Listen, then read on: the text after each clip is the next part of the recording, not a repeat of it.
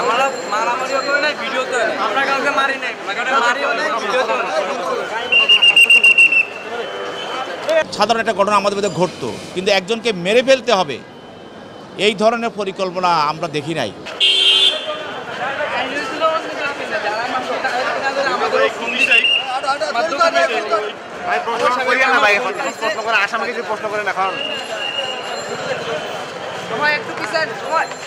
আপনারা সবাই দেখেছেন যে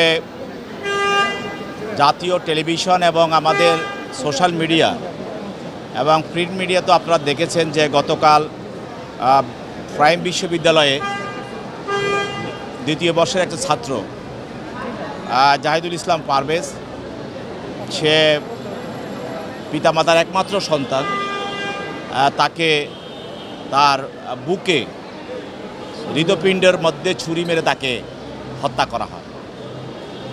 যমুনা ইলেকট্রনিক্স ঈদে ডাবল খুশি অফার সিজন 3, যে কোনো পণ্য কিনলেই পাচ্ছেন নিশ্চিত ঈদ উপহার। এবং এই বিষয়ে একটি হত্যা মামলা হয় বনানী থানায়। এই মামলায় তদন্তকারী কর্মকর্তা 3 জনকে গ্রেপ্তার করেন।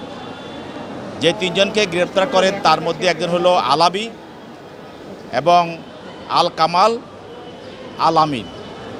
এর 3 জনে কেউই কিন্তু ওই বিশ্ববিদ্যালয়ের ছাত্র না, কিন্তু 3 জনকে এই সিসিটিভিতে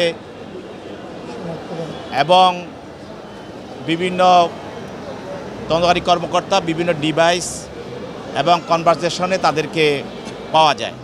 এই মামলার যে মূল আসামি মাহাতি এবং মেহরাজ এবং পিয়াস, এদের সঙ্গে এরা বনানী বিদ্যানিকেতন হাই স্কুলে লেখাপড়া করত, কিন্তু এদেরকে পরবর্তীতে এদেরকে ডেকে নিয়ে আসা হয় এবং আরও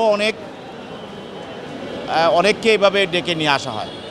কিন্তু আমরা যেভাবে দেখেছি যে ঘটনাটা একটা হাসি নিয়ে বা একটা সিঙ্গারা নিয়ে এটা তুচ্ছ ঘটনা, আমরা এটা তাদের আজকের যে অ্যারেঞ্জমেন্টটা দেখলাম যে হত্যা করার জন্য তাকে যেভাবে প্রি প্ল্যান করা হয়েছে, তাতে বোঝা যাচ্ছে যে এটা খুবই তুচ্ছ ঘটনা নয়।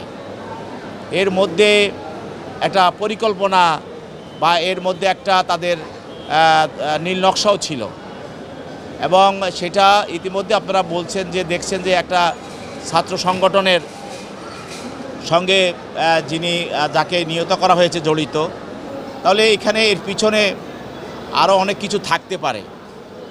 তো সেজন্য তদন্তকারী কর্মকর্তা 3 জনের বিরুদ্ধে 10 দিনের রিমান্ড চেয়েছেন এবং বিজ্ঞ আদালত তাদের 7 দিনের রিমান্ড মঞ্জুর করেছেন। তাদের পক্ষে তাদের আইনজীবীরাও ছিল, তারাও রিমান্ডে এবং বাতিল এবং জামিনের প্রার্থনা করেছিলেন। তো উভয়ের বক্তব্য শোনার পর বিজ্ঞ আদালতে আদেশ দেন। তো এখানে আমরা বলেছি যে আমরা তো স্কুল, কলেজ, ইউনিভার্সিটিতে আমরাও লেখাপড়া করে এসেছি, কিন্তু আমাদের মধ্যে ঘটনা ঘটলে আমরা সাধারণ একটা ঘটনা আমাদের মধ্যে ঘটতো, কিন্তু একজনকে মেরে ফেলতে হবে এই ধরনের পরিকল্পনা আমরা দেখি নাই। কিন্তু সেই জন্য এই ঘটনাটার মধ্যে শুধু তুচ্ছ ঘটনা দেখলে হবে না, আমাদের মনে হচ্ছে যে এটার পিছনে আরও ঘটনা থাকতে পারে। সেই জন্য এটাকে তদন্ত করে বের করার প্রয়োজন। সেই জন্য তদন্তকারী কর্মকর্তা এই রিমান্ডটাই প্রার্থনা করেছেন। তাদেরকে আমাদের পিতা মাতা যারা আমরা অভিভাবক আছি, গার্ডিয়ান আছি, বাচ্চারা তাদের কাউন্সিল করতে হবে এবং এদেরকে আমাদের নিজেদের তাদের গাইড করতে হবে এবং তাদেরকে মানবিক শিক্ষা দিতে হবে, নৈতিক শিক্ষা দিতে হবে।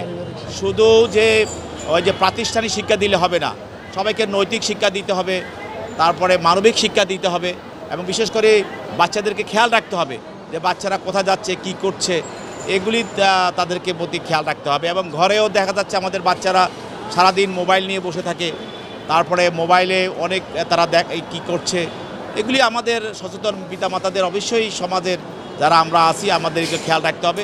তাহলে আমাদের ভিতরে আমার মনে হয় গণসচেতনতা সৃষ্টি হলে অবশ্যই আমরা এই ধরনের ঘটনা থেকে আমরা রেহাই পাবো।